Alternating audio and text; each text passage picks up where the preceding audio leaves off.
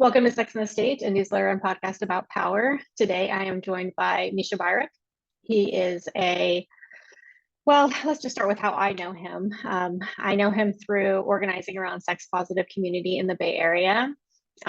He is an incredibly impressive individual with a lot of fundraising and organizing experience in politics and poverty alleviation, and voter turnout, and then more recently in the past few years on sex positive community building.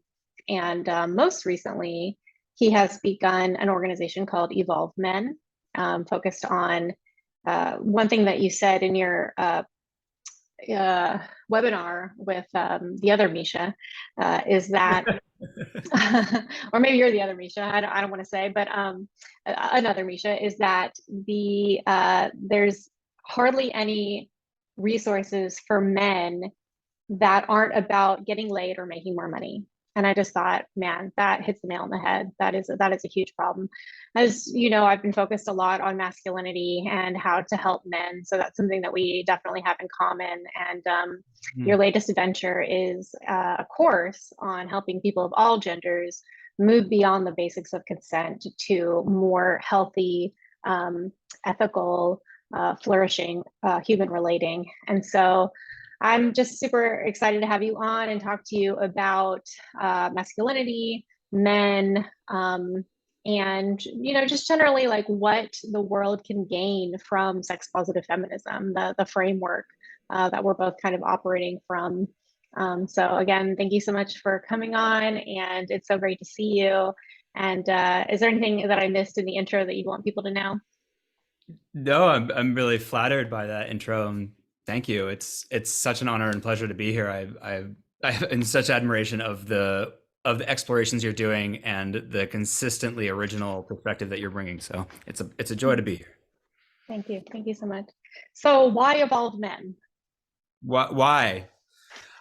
I mean, a little flippantly, I thought that as men's movements go, I was just so disappointed that we couldn't, as a society, do better than the pickup artist community.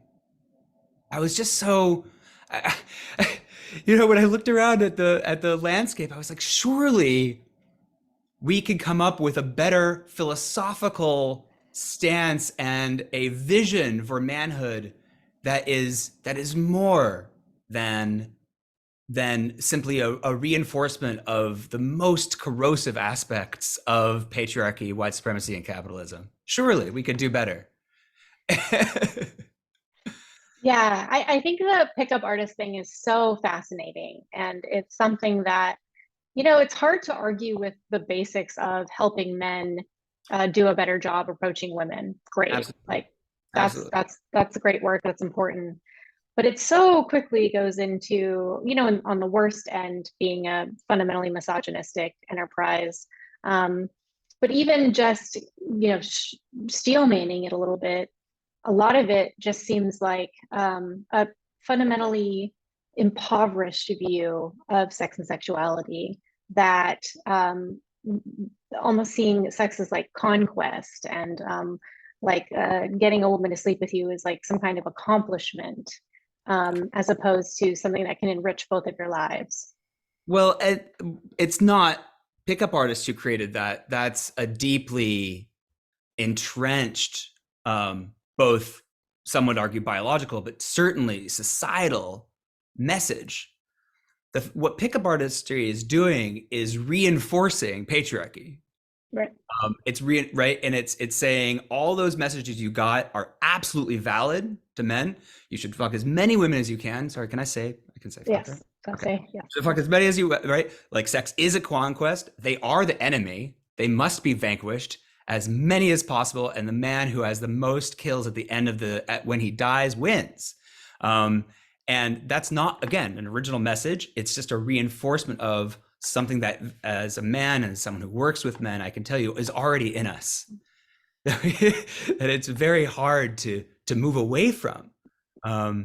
Even people who were raised with feminist parents in liberal society, like I was raised in Berkeley. My parents are both together. They live in Mill Valley. They're very loving. We haven't had a lot of family trauma.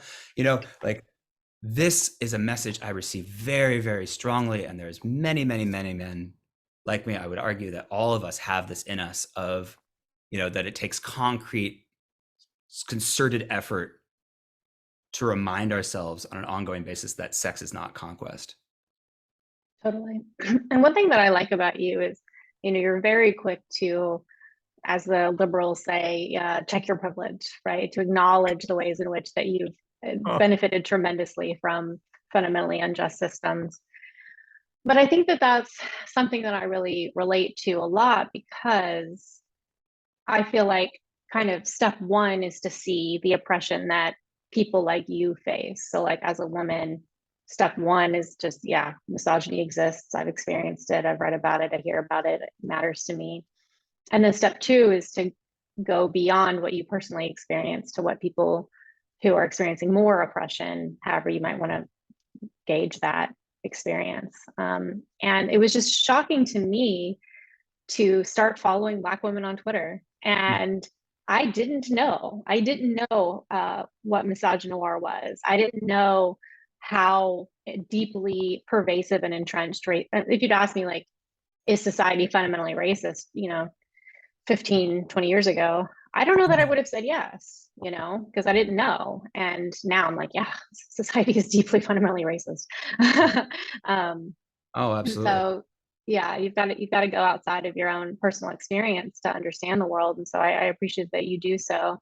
But I do think that there is an opportunity for men to speak with other men. That's something that I wrote about recently, where AOC was talking about, maybe we could end misogyny without men's help, but it's going to go a lot better and a lot faster if men are speaking to other men about how to be masculine in a healthy, constructive way. So I appreciate your work in that way.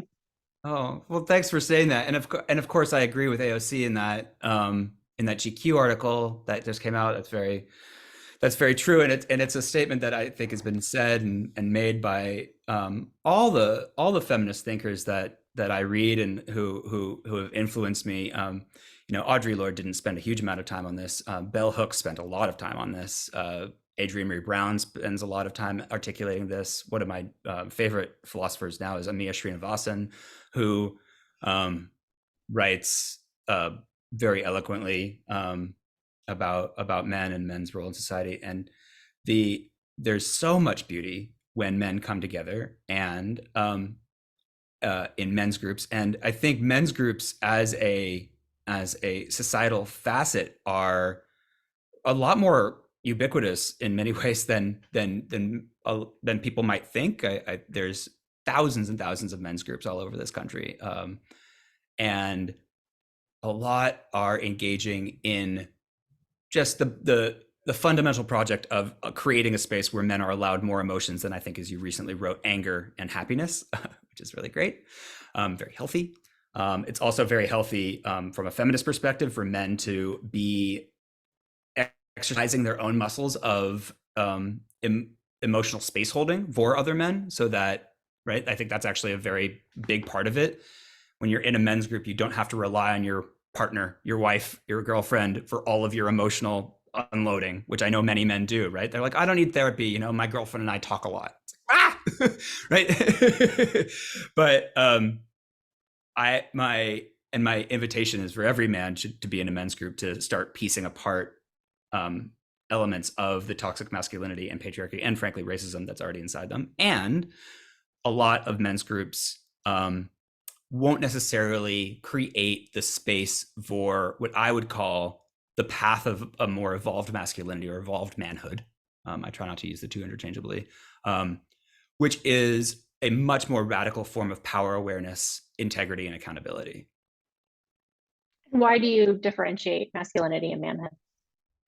Well, because I associate the word masculinity with an archetypal force that people with any combination of genitalia can exhibit. A woman can exhibit a masculine trait. A man can exhibit a feminine trait. I think, honestly, when society talks about toxic masculinity, they're not talking about toxic masculinity. They're talking about toxic manhood. They're talking about men being in the world, usually cis men being in the world in a toxic way. So it's a kind of a semantic nuanced point, but it's still kind of important to me, especially like I think we should be talking about what we're talking about. And I think that it's the beingness of a man and how you are a man and wield your manhood in the world that can be very beautiful and healing because you're controverting and maybe transcending societal scripts, but can also be really toxic if you're reinforcing them. Yeah, I think if I'm going to quibble with that, and I don't want to spend the whole 40 minutes on semantic can't we? arguments, Can we just go down into semantic digression for the whole time? I mean, it's my podcast. But I think that the problem I have with that is it does seem a little bit re-entrenching of the gender binary, which I'm not sure about. But as you say that, I've stopped as much using the word toxic masculinity without fully examining why. But I think the main reason I don't like it is because I don't think that it's really about femininity or masculinity. I think the root of the problem is rigidly enforced gender norms. To gender a trait, whether it's being conscientious and emotionally attuned, which we gender as feminine, or being competitive and aggressive, which we gender as masculine. These things aren't toxic or non-toxic. They're not positive or negative. Like, they are extremely useful in certain circumstances and extremely not useful in others. And so just the fact that we gender these traits at all, I think, is what becomes toxic, especially when it's violently enforced. When a man exhibits compassion or vulnerability and is punished by society because that's not masculine and he's not being a real man, it's not the vulnerability that's toxic, and it's not the aggression that's toxic. It's that we're required to conform to these gender norms that ends up being toxic. And so I think what you're saying about like men needing spaces where they can be what society deems feminine and not be punished for it is absolutely essential. But I think like step one is just to recognize the water we're swimming in. Because when I start writing about these things, I had somebody on one of my Facebook posts say, you know, masculinity is never violently enforced on me, essentially. And I'm like, I guarantee you it is. You are not noticing it because it's literally the air you breathe and the water you swim in. It's default, and we don't by default notice defaults. We see them as normal. We notice violations of defaults, and so I think it's just really important to just start by recognizing the reality of the situation, which is that men are punished far more than women are punished for violating gender norms. And so if we can just notice ourselves, if I make fun of a man for crying, right, I'm violently enforcing gender norms. Oh, yeah. Absolutely. And so if we can just notice ourselves doing that, I think we can start to dismantle it. Yeah. And I want to just stay with that point for a second, because I think it's an important one. The reinforcement, sometimes intensely, sometimes violently, of gender norms.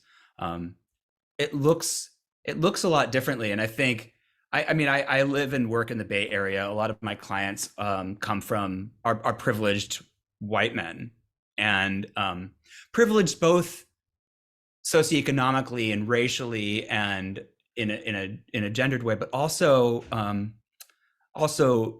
culturally, in that in many cases the men in the Bay Area have intellectually, at least, sort of made some sort of a transcendence of those, or at least the most basic of the entrenched gender norms, and have a sense of liberation for their genders. Men in the Bay, they hug, they kiss, they wear dresses when they want, they wear makeup, they express a whole range of emotions, and it can be a rude wake-up call when a man who at least outwardly can display many elements of femininity and a much wider range of emotions than is traditionally accepted in in most of our culture, still displays many elements of of what I would call patriarchal harm, right? Where it just looks different. There was a great article that I often send my clients on the New York Times recently about petulant vulnerability. If you right, I'm sure you saw this too. The a kind of a oh no, yeah, just a toxic masculinity in its newest form, which is I'm a man who's been to therapy. I can totally manipulate a wide range of emotions to essentially weaponize my vulnerability to still achieve essentially patriarchal ends of domination and submission of women. Right? Yeah. If you look at abuse, if you look at the abuse literature, this is also very common, right? You send an abuser to therapy for 2 years and he's just going to abuse better. Right? This is yeah. So I one of the things about enforcing gender norms is that they're nefarious, much like racialized norms and racism. It's deep and entrenched and slippery and hard to pin down.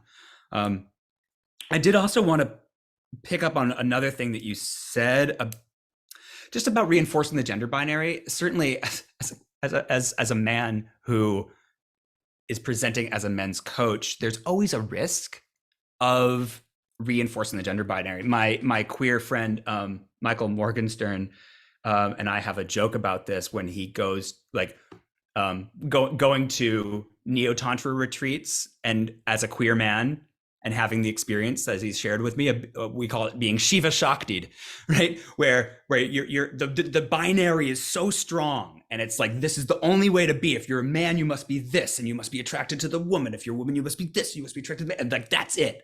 And of course, it's so critical to muddy those waters. It's so critical to notice the fluidity of expression. And it's so easy to just go into binary ways.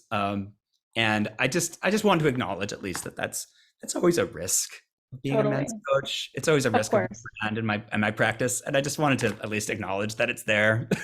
And I appreciate that. And I understand it is it's a new world and we're all learning. I think going back to your point about the slipperiness of systems like racism and sexism, I think one thing that I've learned over the years is that it's really easy and I think really default to look at people as enemies, right? The racists are the enemies, the sexists are the enemies, or to get worse and to say men are the enemy or white people are the enemy.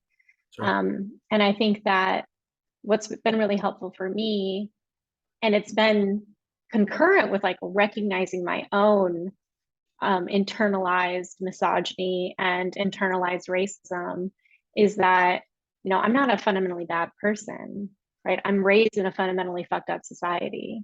And so I'm going to understand how the world works incorrectly because I've been taught explicitly that it works in an incorrect way. And so taking aside the concept of who's a bad person and just putting that aside and saying, you know what, it doesn't matter, we can't know, and it's best to assume we're all good, and to say these are bad systems has been really helpful for me. And I think with these men that you're speaking to, I think we're all really invested in the idea of being good people, obviously. And these men are really invested in the idea of being evolved gender-wise. But what I noticed with, you know, I started writing about sex work almost 10 years ago. And I started OnlyFans in 2020. And what I noticed from doing OnlyFans was that I'd been on the explicit sex positive bandwagon for a decade. And so I knew in my head, all sexual activity between consenting adults is inherently morally neutral. I knew, but I felt shame and fear and stigma about doing certain things with my body that were totally consensual. I was under no real duress. I wasn't hurting anybody. But these messages that I had been raised with are deeper than my beliefs that I've adopted through education and learning and critical thinking. And so to expect ourselves to adopt a new framework and then immediately flush away all of the programming and all of the emotional attachment we have to these ideas that we've been imbued with from a young age is unreasonable. It's an unreasonable expectation. It's a lifetime's work to dismantle the bullshit we've been taught from a young age. Mm-hmm. And if we can forgive ourselves and forgive other people for our unhelpful programming, we're going to move to better ways of relating a lot faster. Yeah. Yeah. And one of the most profound transformations that occur in my one-on-one client programs is often this kind of epiphany that that a man might have of like, oh, like I too am oppressed. Like I've been oppressing myself with this incredible pressure to provide for my family without demonstrating any emotion. A deep realization of the ways that women have harmed me, and that that's okay. That it actually doesn't make me less of a man. That my ex-wife like really hurt me. That I'm allowed to be someone who experiences that depth and that emotion, and that the general woke agenda can include me, that I can be a part of this whole thing of liberation, that there is something for me to be liberated from, something really deep and real, which is of course what, again, bless her memory, Bell Hooks has been preaching for decades, but it doesn't land the same until a man associates it in his own reality, in his own life. Like you were saying, when you really start to see the structure of the oppressions, and to get back to that structure, I'm actually really interested as a coach and as a transformational engagement person, someone who actually makes my living doing these engagements, what methodologically and pedagogically works to create such a transformation, right?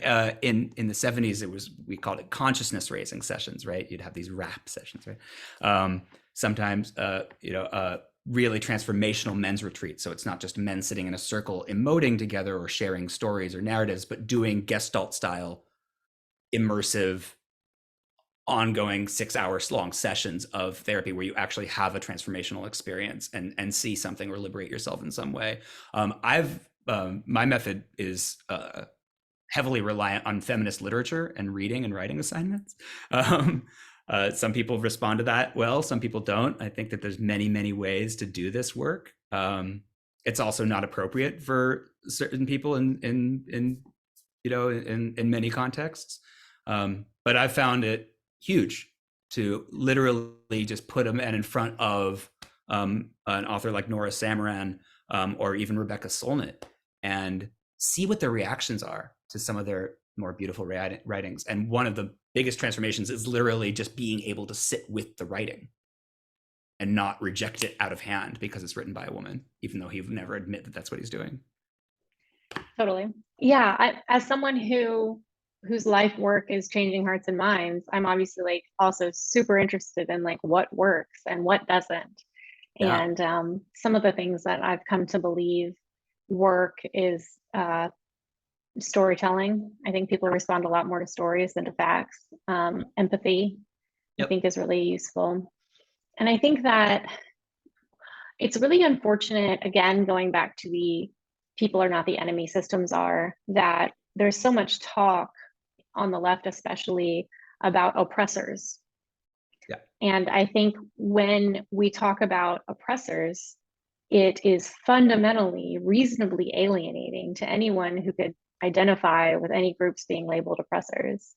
And I think for white cis het men in particular, I think they feel rightly really alienated from any of these conversations about systemic oppression, because in those conversations they're often being framed as oppressors. Yeah, it sucks. No one likes to be an oppressor. Right. Yeah, you're turned off by the discourse before it's even begun, before you've even intellectually allowed yourself to be penetrated by it. You're turned off by the discourse, and that's 100% true. I call this passing through the Rubicon for men, where if you've done enough of the work, right? And I'll just make this really simplistic and probably overly simplistic for a second. But like if you've done enough of the work, and this is similar, by the way, to understanding racism as a white person, right? If you have an immediate resistance to it, then it's definitely about you. If you right, right, and so I and this is kind of an overly simplified phrase, but I like to say this only applies to you if you believe it doesn't,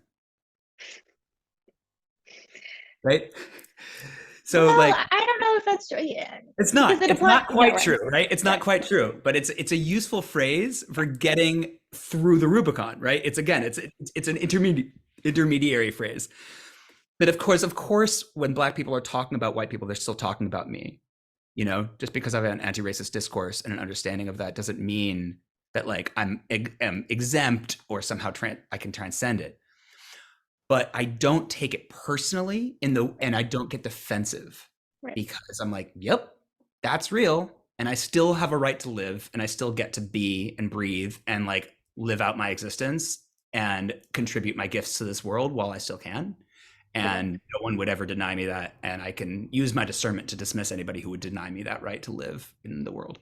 Right.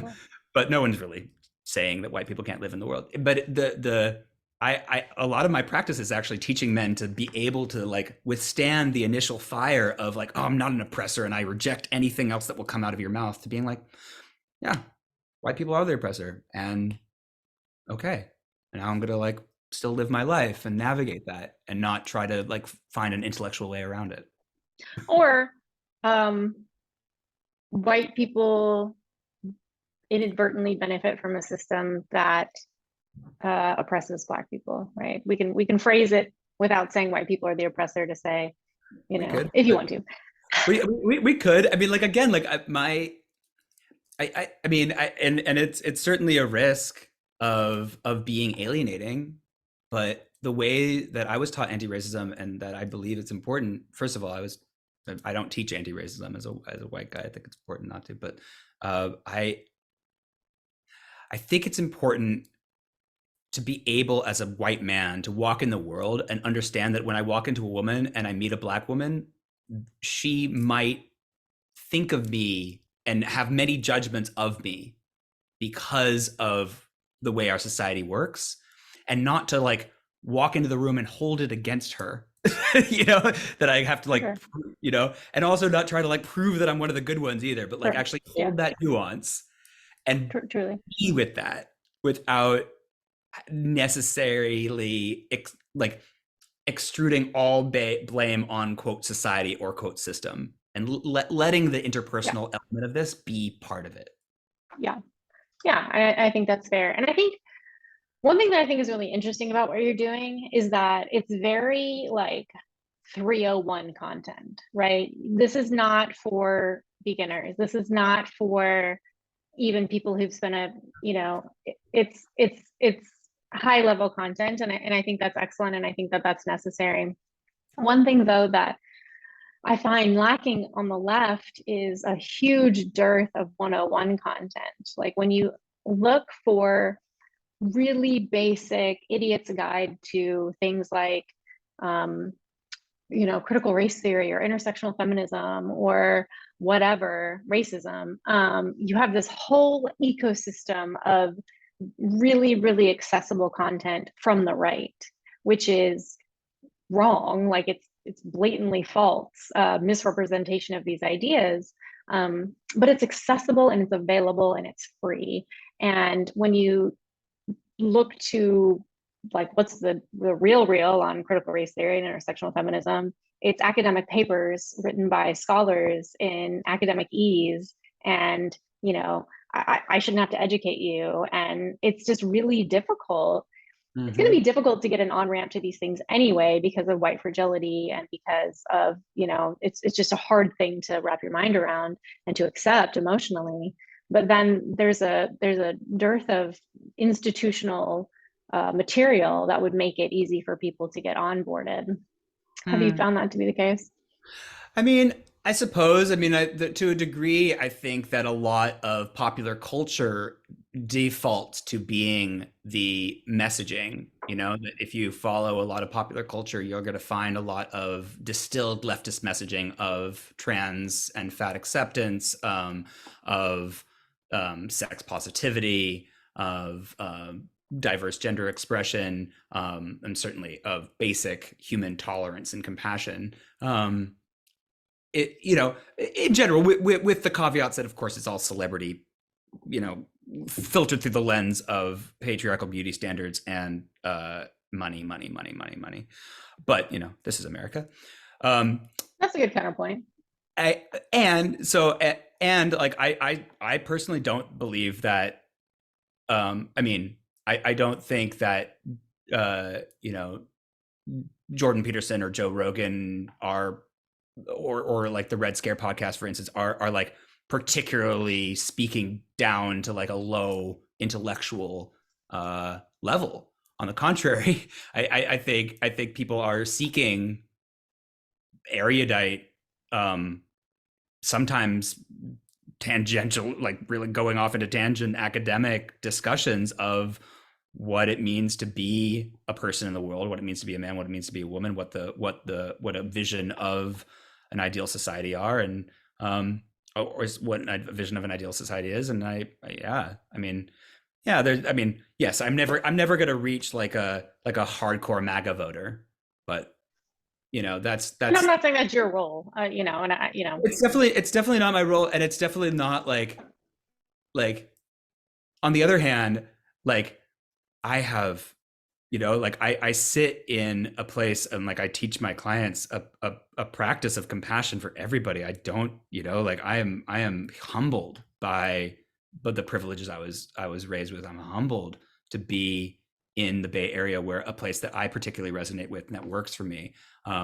And when I say I'm not going to reach a MAGA voter, it's with the humility that I don't have the perspective to understand their full humanity, except that I see it, and I see them as humans. I see them as people worthy of love and respect, and I see all of us as worthy of love and respect. Every human. That's just my philosophy, and it's very important. I really think that I try to catch myself. Even a vestige of superiority creeps in, I try to smack it down, because that's really dangerous and kind of fucked up, and I don't want to. Totally, absolutely, and I appreciate that.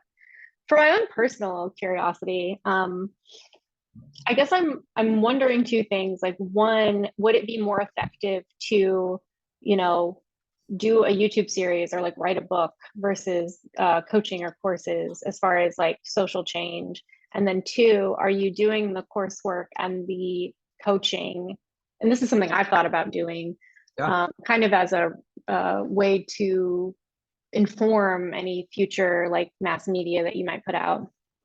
There's a degree of that. Like, I definitely have an academic background and have always thrived in thinking spaces and in philosophical spaces. I love writing, and I'm a natural writer in many ways.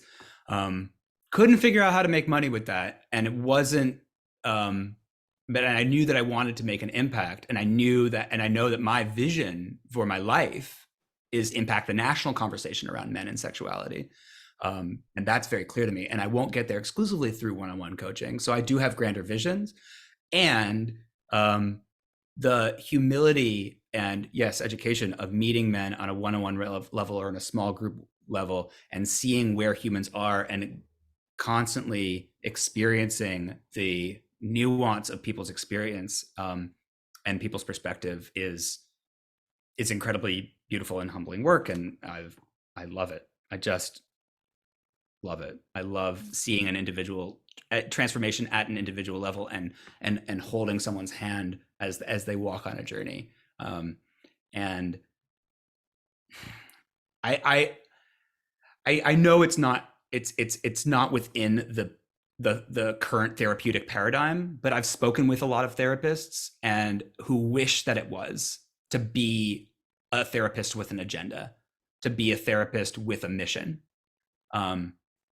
And to, so I know AASECT certified therapists who specifically do have a vision of a form of manhood and accountability. But when a man comes to them and says, listen, yeah, I definitely raped someone last week. Let me tell you how I feel. They just have to hold them in their feelings. They're not allowed to enforce a form of accountability or a code, or they're not allowed to like really hold that man's feet to the fire around right relationship with the people around him or with himself and his own morality. And that's just such a huge lack, frankly, in the therapeutic edifice. We don't have a mechanism for supporting people to be true to themselves.